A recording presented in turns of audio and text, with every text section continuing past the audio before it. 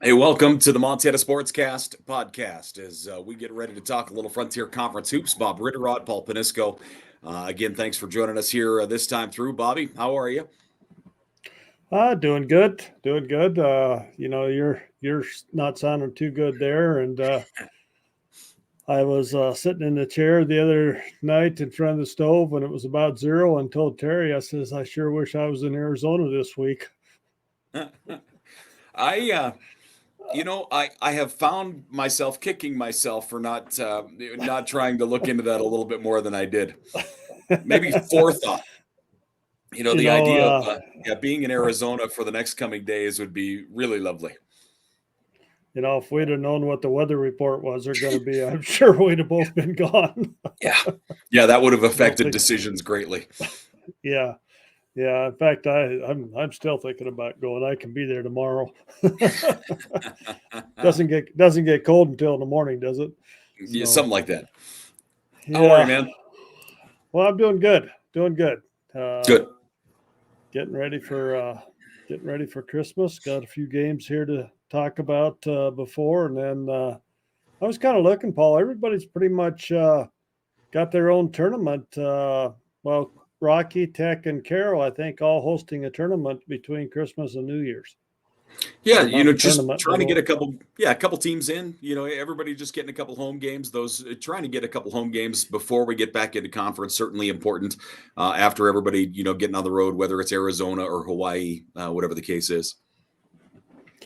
yeah, I think Northern's having one too as well. I know this one at Rocky, it's Dickinson men and women, Rocky men and women, a school out of Canada, and then the Providence men and the Western women Wow. coming in for that one. So that'd be fun. And I know Tech's got something going on up there.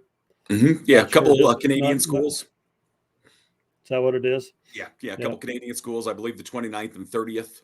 They'll be in town to play both men's and women's, so they'll get a couple games in before we roll into that new year. And that's always fun to play those Canadian teams because it's about half hockey and half basketball. Uh, so it's always kind of fun to play those guys. I think. And you got to realize that they've been playing. Some of those teams come down here. They've already played 30 games this year, so Yeah.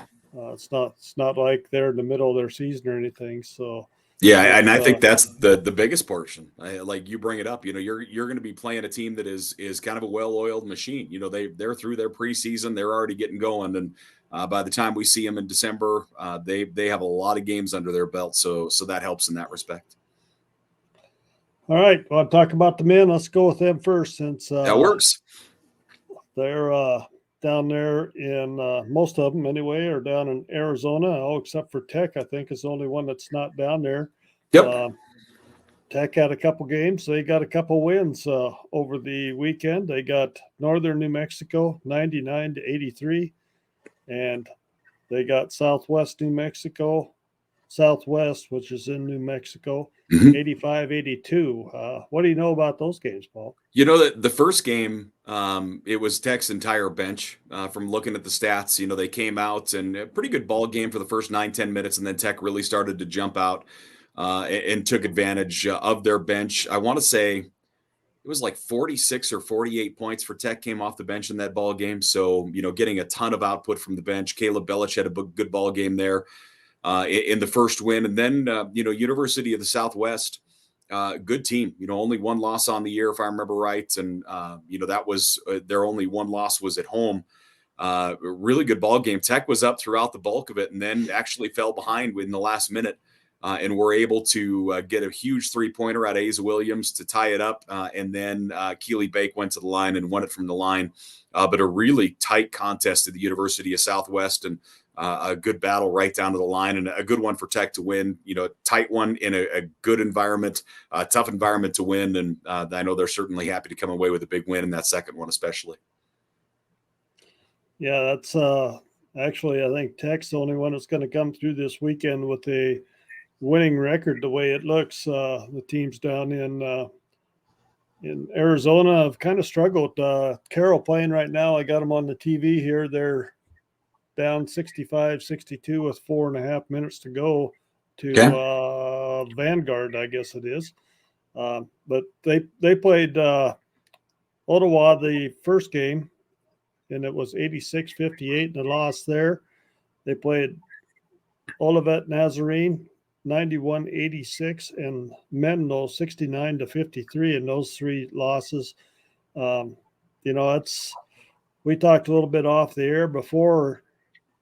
Kind of a rough weekend. It's not going to help the Frontiers ratings in the when we come back after Christmas. I don't think, because not many Arizona State, I think, or Arizona State, yeah, they'd be rated probably, They'd probably be all right in the Frontier.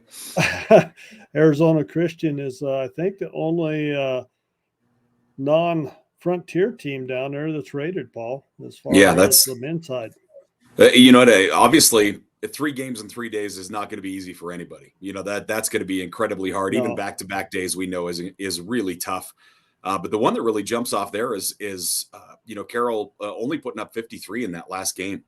That yeah, I is think that's I think amazing. they have some injuries. I Okay, think they got some injuries there. Um, I that's think tough. Temple. I didn't see Temple's name in the box score in that Okay. game. I think it was him, and so that makes a difference for sure. Well, But and especially if it's Temple, he's been a monster in the yes, preseason, in the beginning of this year. He has really established himself as one of the guys, if not the guy, for Carroll College. yeah, yep. And they're, as we said, or as I said, they're in a battle here with Vanguard on this one. And Western, they lost to Arizona Christian, the number one team in the nation, 79-66. They lost to Sac State 59-53, and they play Western is at Cal State Bakersfield, and that I'm not sure where those last two games are at. They're playing in California, I think, aren't they? I don't think those are at the Yeah, at same. I don't think Bakerfield. I don't think they're part of the tournament. Let me look here. no, I think they're playing over in Bakersfield or someplace. Sac State and Bakersfield. So and they stepped up there. So a couple of tough contests for them. Bakersfield, I believe they're a D2 school, aren't they? That I sounds believe. right. Let me see what I've got here.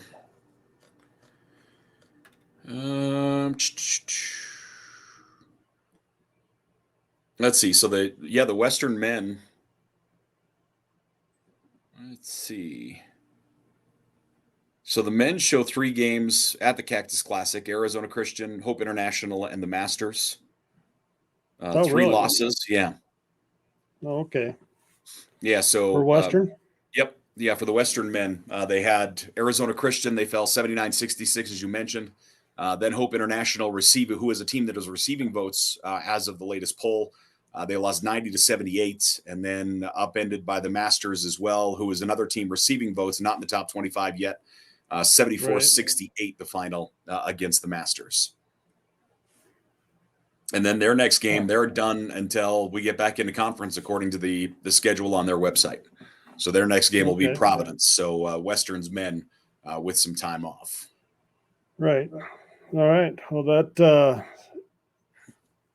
I don't know if that helped the Frontier any with losing to those teams or not, but yeah, it definitely definitely a tough weekend, I think, as we go down through here. I got Hope International over Northern 68-63.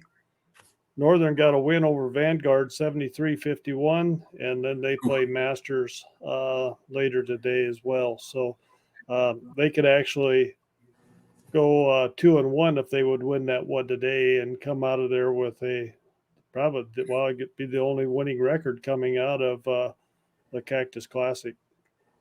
Yeah, you could see it making a difference later in the year, especially if there's teams that are on the bubble. The idea of getting Right. teams into that national tournament when they go, well, hold on a second. These teams didn't fare very well at this tournament, but from there, it's going to be good experience. Obviously, you never want to lose. I mean, that's just the way of life, and certainly the way of sports. But you're seeing good opponents, and you're getting better on the road, and trying to find ways to win on the road is going to be one of the real important factors in this Frontier Conference race. We certainly have seen it to start. So these games are we'll see who takes the losses and builds on them. And then, like you mentioned earlier, with injuries, if injuries played a factor this weekend and will continue to play a factor, that's going to be a big deal moving forward. Yeah, and then Providence, they played Arizona Christian.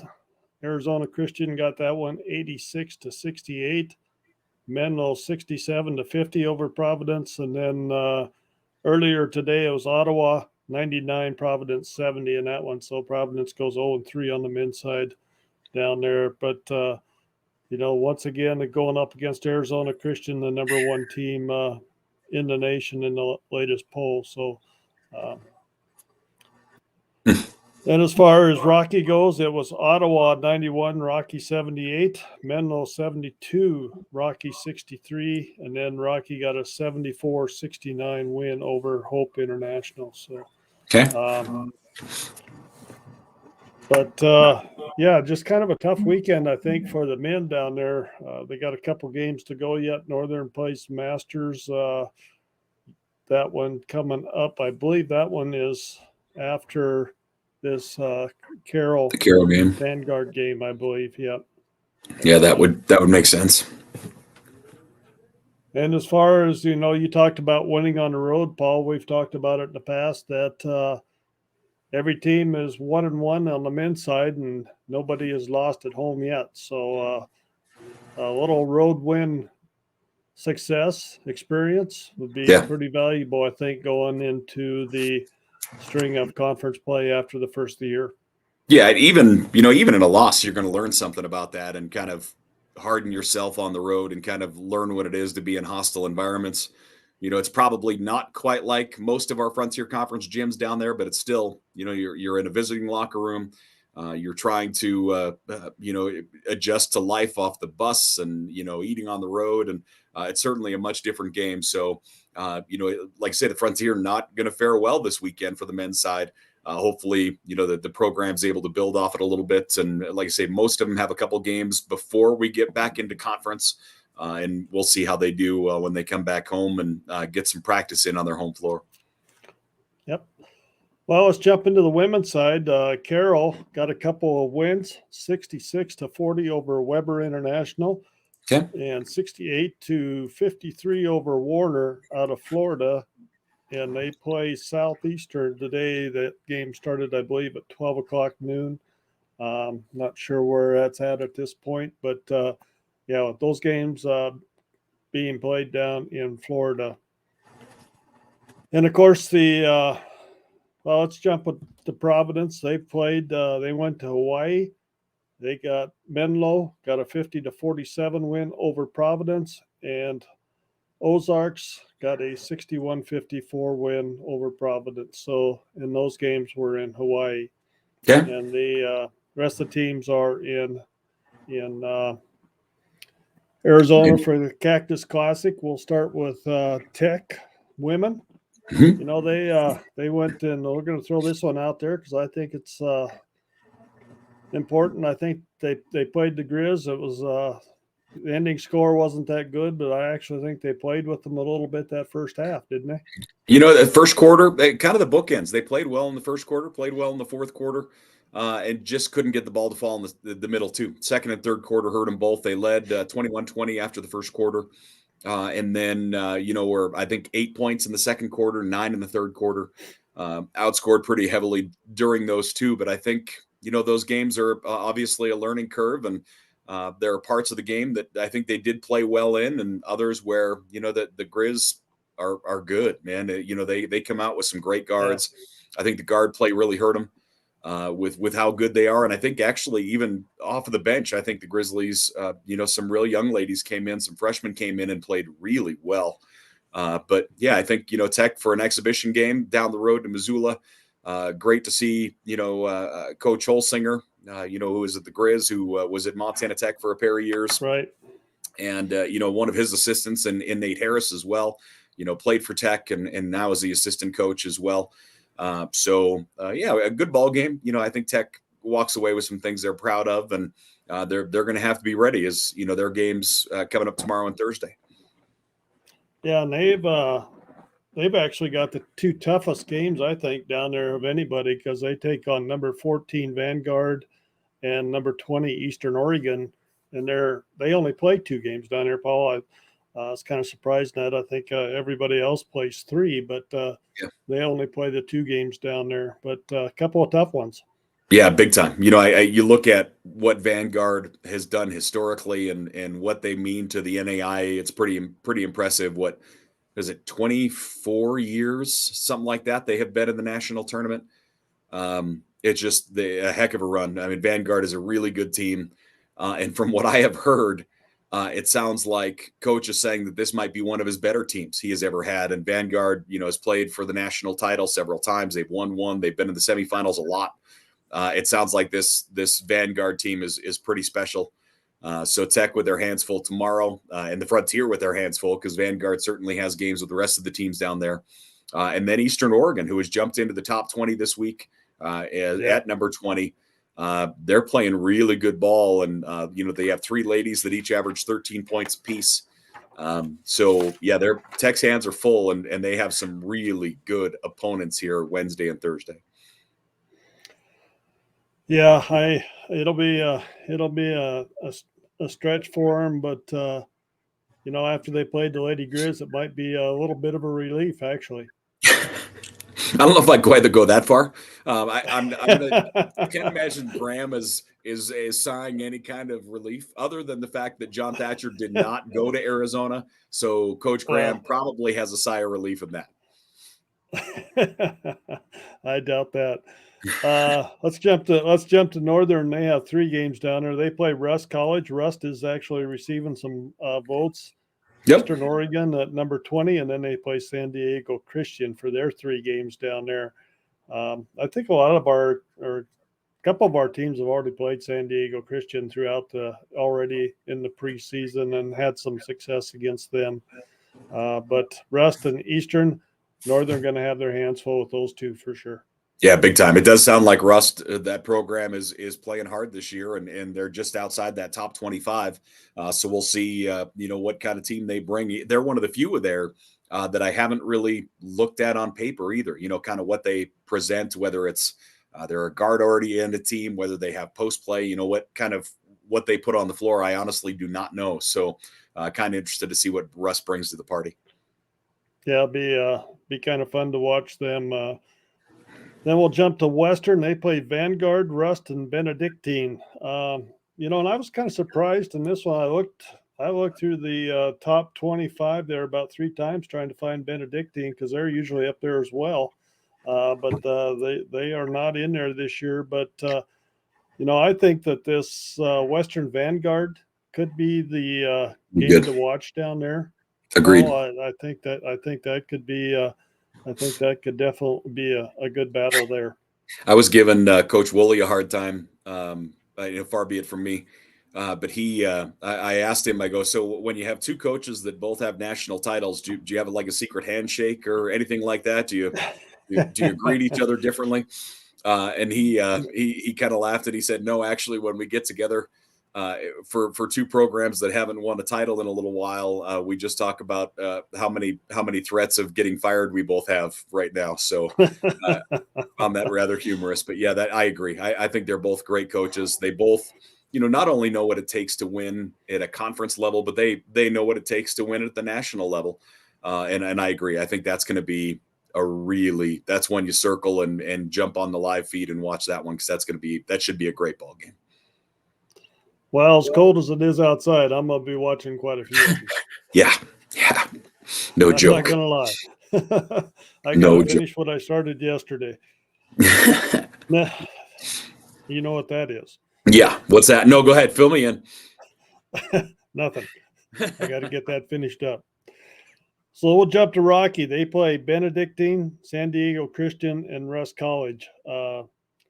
Like I said, I was surprised. I don't know. I was going to do a little research on Benedictine just to kind of see where they're at this year. I said, I was surprised that they're not in there. But I know that not in this last poll because I started writing an article before this last poll came out, and they were getting votes then. So they must have dropped out of the receiving votes this last one that just came out, in the last couple of days. But I know Benedictine was there in the receiving votes, so a loss must have pushed them out of that pile. But yeah, I'm with you. I mean, they feel like a school that, when we had the luxury of being able to call all those games at the NAIA tournament in Billings, they felt like one that was there. Yeah. And we got 7 seconds left in this game up here. Carroll down by 6. So, okay. And Charlie Gross will be joining us, I think, shortly after this game's over with. He wanted to watch Carroll play this game before he jumped on the air with us, but he'll be joining us. But yeah, I think this women's side of things, I think it's gonna be an awful good tournament. And after I look at this a little bit more, I'm kind of sorry. And of course, the weather has something to do with this comment too. I kind of wish I had went down there now just to watch some good basketball, if nothing else. Yeah, I'm with you. I think it would have been a great tournament and really kind of surprising. And I guess I still feel that our Frontier men's are playing a really high level of basketball. But to go down there and come away with just a handful of wins says an awful lot about the level of basketball being played elsewhere too. Well, I think a lot of it, from what the games I've watched, Paul, I think size has a lot to do with it. Okay. I just think that the teams that I have seen, the Frontier teams play, they're big. And we've always said, both of us, that you got to have a good guard and a good big man in the Frontier Conference to survive. But the way it looks to me, they're going up against a couple big guys down there all the time. Okay. So I don't know, but yeah. Well, and I mean, that stuff is so much fun. The idea of what each, because obviously as a coach, you have to prepare for what you're going to see in conference first. I mean, that's the big one. If you're in a, say like the Red River and you're big man, dominant, where, you're going to be playing against, 6'7", 6'8", 6'9" guys with skill, you obviously have to have an answer for that if you want to win the conference. So you have to get big as well. But then you find those conferences where, it's not about as much big as it is quickness, where you're dealing with, guys that are, 6'6" all the way across, and they're all extremely athletic. That's kind of what I noticed when we were in Texas last year for Tech in the national tournament, is like Segu. That's kind of the role they were. So, each little pocket, each conference has their own kind of brand of basketball, if you will. And sometimes, man, you just don't match up. Yeah, and I think that's the key word right there. I think it basically just comes down to matchups. We just couldn't match up with a lot of these teams that we played down there. It's kind of what it looked like to me. Of course, I kind of watch bits and pieces here and there. Yeah. But, from what the games that I've seen, it's matchups is probably the big difference. It's not that they're more talented than we are; we just didn't match up. Well, and we know how that works. It doesn't matter what sport it is. Matchups are huge. I mean, if you can get your right matchups, you're in great shape in a tournament. Or, like I say, I mean, you can walk into a team that just is not. It's not going to be a good day, and that looking at them on paper, looking at them on film, there are teams that everybody just does not match up well against, and it's as much a factor as kind of luck in the draw, if you will, as it is, talent sometimes, depending on who you're across the ball from. Yeah, that's what I always said when I was coaching. You got to make that state tournament. There's a lot of luck involved. Yep. And it kind of extends right on into college and pro and else, I think. But yeah, there's definitely some luck involved in these games. That's for sure. Yeah. Yeah, I mean, we see it at all levels. I mean, how many times do we get to the state tournament in any basketball tournament or any, Frontier tournament or the national tournament where you go, oh, let's look and see, are they on this side of the bracket with so-and-so? Or, did we avoid so-and-so? Or, do we have this team? Every year that rolls in where you have the team that you dominate, and then there are teams that just have your number, and that's all there is to it. Yeah, and that's what's going to be, I think it's going to be fun about the Frontier Conference tournament this year. It's not It's not that first and second place team, but that third and fourth place team. I think those. Even second and five might be an interesting game that first round if that's the way that they're going to do it. I don't know how they're going to do it. I'm guessing one or two are probably going to get a bye. Yeah. Three's going to play six, and 3, 6, 4, 5. Yep. I'm guessing that's the way it'll go, but still, it's going to be interesting in that those first round games. I don't think those are going to be givens, No. men or women. So it will be interesting. Well, Charlie just popped up. We'll bring him in here. How you doing, Charlie? Very good. Hello, Charlie. Yeah, I watched that game, so I didn't know if you would have your mad face on when you talk to us today or not. But tough game. Paul and I were just talking a little bit about the Cactus Classic down there. Frontiers kind of had a rough go. Yeah, I think when we look at years past and how we've done at the Cactus Classic, we've usually come back and have proven ourselves on the hardwood and kind of stand proudly. This year, we've taken our lumps. Give us the take. I mean, you just got done watching the latest Carroll game. Talk about 3 games in 3 days is awful. I mean but it's coming, so you kind of get to prepare. But what's your reaction as far as Carroll just wrapping up their 3 days here, Charlie? Well, we went down there. I'll only speak on behalf of Carroll. We went down there as a fairly young squad. We've been playing a lot of freshmen and sophomores. And I think when we play on our home court, we've proven we're a pretty good team. When we've played on the road, we've not been as effective on the offensive end, and we haven't been as physically tough on the defensive end. And so when we went down there, we were minus one of our seniors, Johnny Hillman, who had a little bit of an injury take place prior to going down there. And then our other senior, Brendan Temple, rolled an ankle, I think, in the second game and didn't play yesterday, played today. But you take our 2 seniors out of our lineup, and we're a little bit of a different squad. And so put a lot more pressure on our young guys. I think in the long run, it's going to be good for Carroll in that I think there were a lot of minutes played by people who hadn't had significant minutes, and they're going to be able to produce down the road for us. But the losses sure don't help from a national ranking. I think, it's put Carroll in a situation that we haven't seen ourselves in a long time, in that we're not going to be nationally ranked, and it's going to put more pressure on every Frontier Conference game we play after the new year. Yeah. We talk an awful lot. Obviously, this conference season and even the basketball season in the Frontier is so long. And injuries play such a big role. And Bob and I were talking as far as Temple goes. He is such a key factor for Carroll College, and really, one of the key factors of the Frontier Conference right now. He's been so dominant in the beginning part of this season. Without him in the lineup, like you mentioned, Carroll is a much different beast with how strong his senior season has come out of the gates.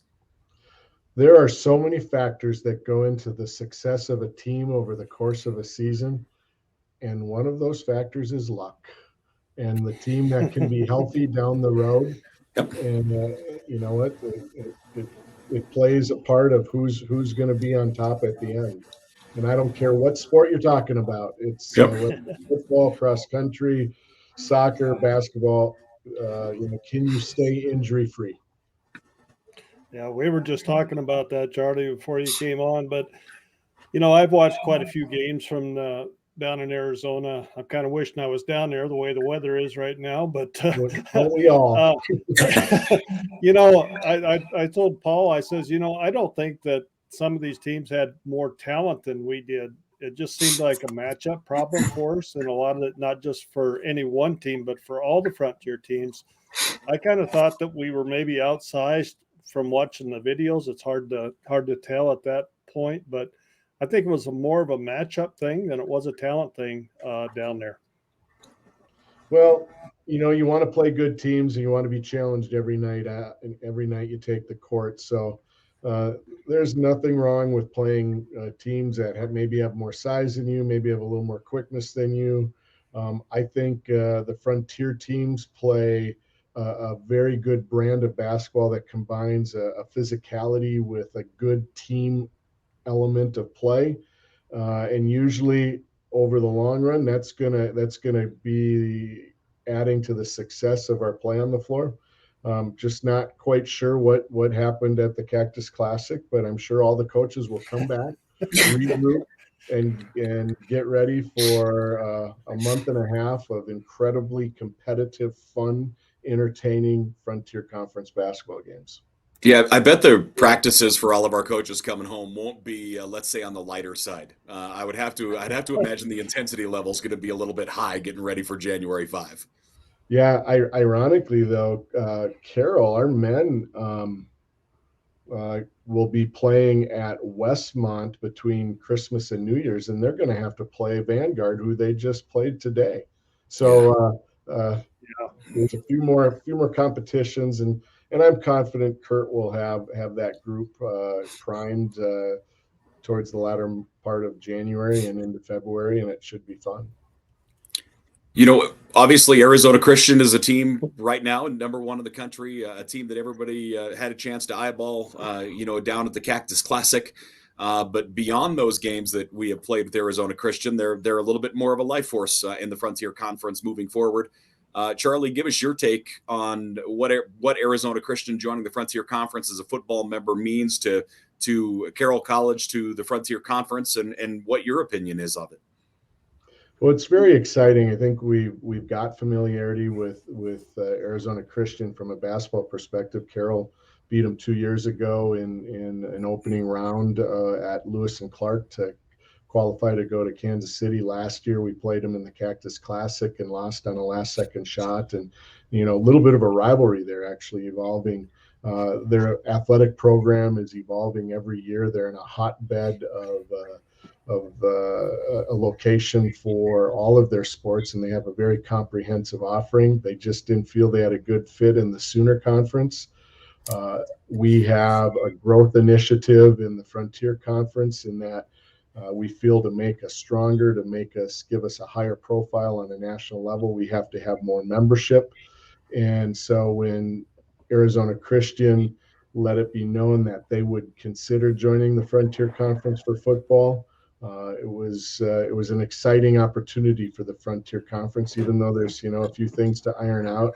And I think when you look at it as an isolated addition to the conference, you might scratch your head and go, "Really, Arizona Christian in Phoenix? What does that mean?" There's no commonality with opponents down there. But if we look at it from a standpoint of a strategy to grow the conference, get this conference to a point where maybe someday we don't have to play everybody twice in a football schedule, it sure would be a positive move for the conference. So when you view that, you view it in the eye of growth. So the idea of whether it is like an Ottawa or any other school from Arizona, New Mexico, Texas, even like a Simpson in California, you view their addition as a stepping stone to hopefully more schools joining the Frontier Conference moving forward. That's how I personally look at it, that you can't get bigger, you can't get stronger if you don't take steps. So this is a step. Maybe at the major university level, you can get these types of moves done in unison and get multiple teams to move together. I'm not sure we have that leverage and that clout. So I do think this is a step in the right direction.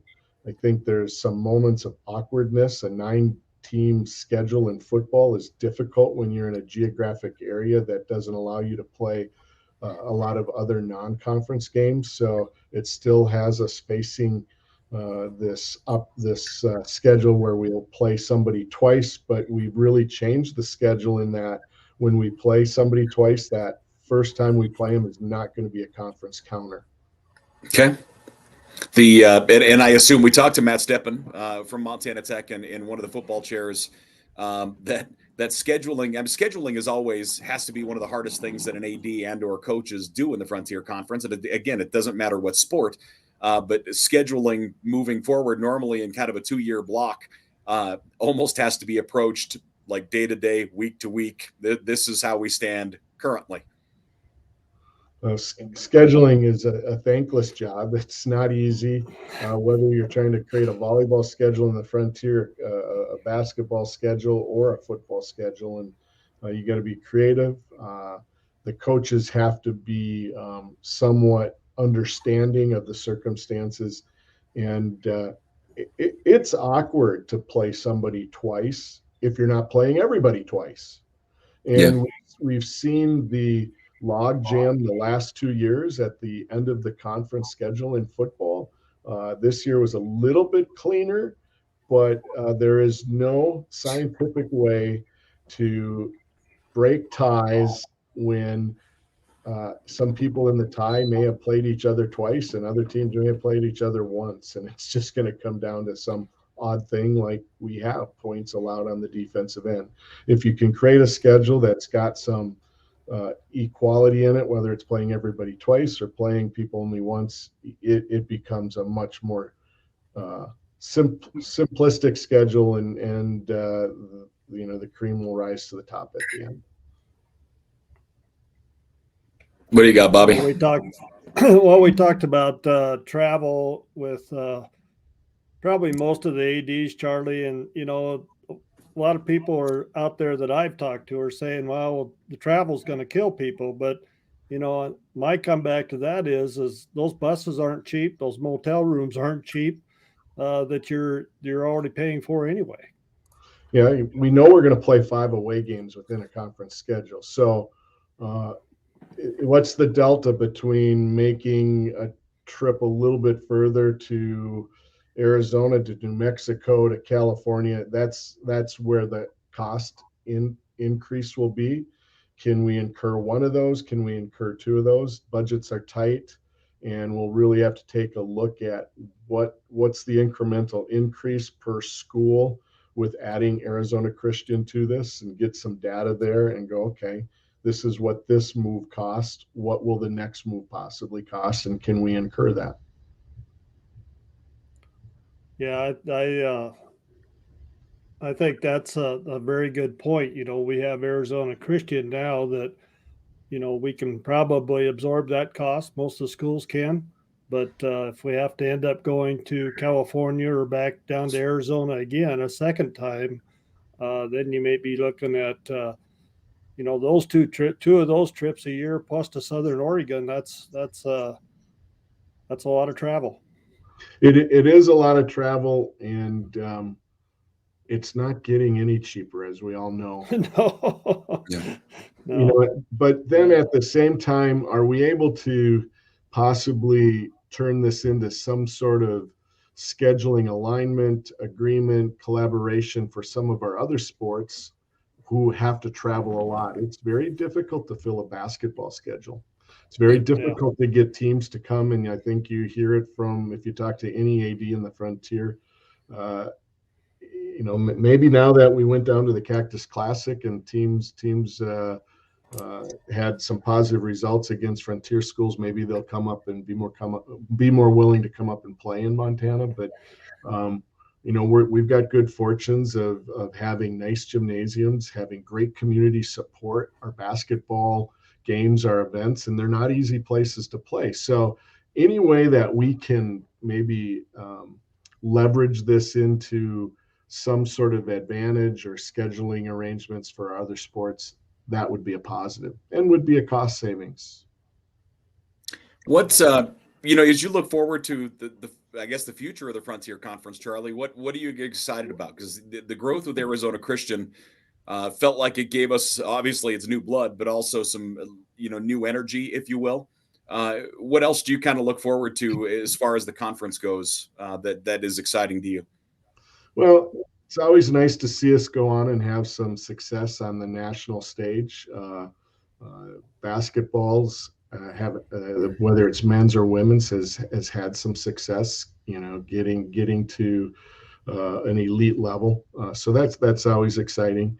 I think it's, trying to evolve our sport offerings and try to continue to be comprehensive in what we do to try to make our conference attractive to potential people looking at it. There's schools that offer wrestling. There's schools that offer softball. There's schools that offer soccer, but we all don't offer those. And so, is there opportunity for us to each reflect on what we can do to help strengthen the Frontier by maybe individually offering some of those programs, so our conference can stand alone and not have to be associate members in some of those sports? Yeah, I like that idea, and especially in those three you mentioned. They have great foundation work, if you will, and it doesn't matter which it is. Whether it's obviously soccer has been around at Carroll and Rocky for a long time with Cascade Conference. With the kind of I don't want to say emergence of softball, but it feels like it has some more momentum than it has in a while. And it's hard to argue with how the wrestling programs have been and how they have done, not only in the Cascade but also on the national level. That would be fun to see. Our conference as a whole being able to grab some of those sports and move together as a conference. That would be exciting. And that's all very difficult. As we say, we're growing the conference in football.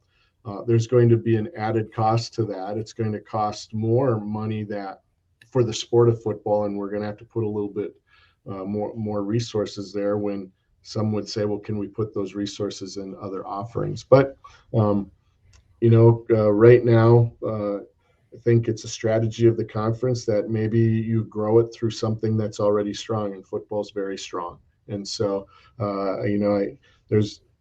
it's no different than there's a lot of ways to try to win a basketball game or win a football game. When you watch the variety of strategies that a coach puts into place, there's probably different strategies to grow a conference, and this is one that the Frontier is using now.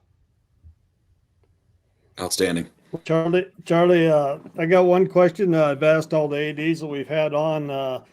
I'm a prospective parent of a good athlete. They're a good student. Give me your sales pitch to come to Carroll. Well, we feel Carroll's a pretty complete package first of all, for a student athlete, but for any student. We're very, very proud of the academic excellence which transpires through all of our different majors. We challenge students to think critically in the classroom. They go on and excel in their careers, whether they become teachers, business people, attorneys, physicians, you name it. We're very proud of what our graduates go on to do, which is a sign of the excellence they have in the classroom. Athletically, at all of our teams compete for conference championships, each and every one of them. And many of them go on and compete at a very high level. So you're going to be able to test your skills against the best in the country. Helena is a pretty unique place in how they engage so wholeheartedly with enthusiasm with our athletic program, and we have great crowds. We have unbelievable community support. It's really a fun environment in which to play home games. But when you get down to it, Carroll is a very caring community. Students care about each other. They care about how well they do in the classroom. They care about their teachers. Their professors care about them. It's just a very, very healthy environment in which to continue to evolve and develop into a young adult. So one more question: is my camera off, or do you have a blue shirt on instead of a purple shirt? I think purple is one of the most being a lifelong Viking fan, I know that there it goes. A very difficult color to pick up. This is as purple as it gets, just like my wall kind of behind me is purple as well. I thought of that when you first came on, but if you turn just right, it kind of turns to purple, Charlie. So, but no. Well, I want to thank you for coming on. It's neat. It's something that Paul and we just feel that the Frontier needs a little more publicity out there, and hopefully we can grow this thing, and we're going to push it. I'm going to push it a lot more, trying to get it out there during basketball season. and just let people know just how good and how competitive the Frontier Conference is in athletics and academics as well. Well, Bob and Paul, thank you for doing this. Absolutely. We're very lucky to have the Frontier Conference in Montana, to have the quality of level of play, whether it's, no matter what sport it is. And, it never can get enough media attention. And we tend to be in the shadows as major college sports and professional sports continue to get more media coverage. So, yeah, we really appreciate your efforts, and both of you have a long history of appreciation and watching Frontier, so you know the value it has to the state of Montana. Yeah. So thank you very much. Thank you, Charlie. Appreciate it, Charlie. Merry Christmas, man. We'll talk. Yep. Merry Christmas, and we'll talk to you again. Okay. Bye. Take care. And Charlie, girls, geez, Paul, I cut me out of there. Yeah, I was gonna say, if my head isn't big enough. There we go. Sorry, excuse me. I have a wonderful cold, so I apologize. It's just been great talking to these different ADs and the coaches and kind of getting their thoughts and about Arizona Christian coming in as football, and Charlie, it seems like every one of them brought out a couple more issues that I have never thought about, Paul. Yeah, there's so much involved, and the idea of getting all the ADs together and all the coaches and kind of everybody together hashing it out. There are so many issues that are out there. There are so many things that you have to think about other than just playing the games, and their input is extremely valuable, and they have been they've been really good with us. I don't feel like there's been a whole lot held back, which I appreciate in a big way. It's we haven't gotten coach speak from any of them, and I love them for it. Yeah, we got a couple more to do. Well, I think we'll take next week off. How's that sound to you? That works. If we make it through it. If we make it through it, you got to queue up Merle. You got to get better. We need if we make it through December here real quick. Yeah, if we make her through the next 3 days, I think we'll be okay. Yeah, but yeah, it's gonna be awful. No, I know we got some games coming up. Everybody's kind of playing between Christmas and New Year's there, but we can talk about them when we come back. We'll have a show there before that Thursday before we get into conference action. I think that'll be a real true test, I think, of how teams are going to do after in that first weekend. Really, I really do. I think that's going to be a huge measuring stick for the teams. I think it's going to be a critical weekend for some teams that they need to try to get a win. Yeah, I think a lot of teams are going to have a little reevaluation period after the Cactus Classic, and maybe as a conference we aren't as good as we thought we were. So we'll see how the evaluation goes and practices go, and we're going to get right back into Frontier conferences. We know it that first week of January, and we'll throw the cards in the air and see where they fall. All right, why don't you wrap us up, Paul? All right, Bobby. Well, I appreciate it. For Bob Ritterod, I'm Paul Panisco. Thanks for joining us here for the Montana Sportscast podcast. Have a great Christmas and a great New Year, and we'll see you back before we get into conference games on January 5. Take care.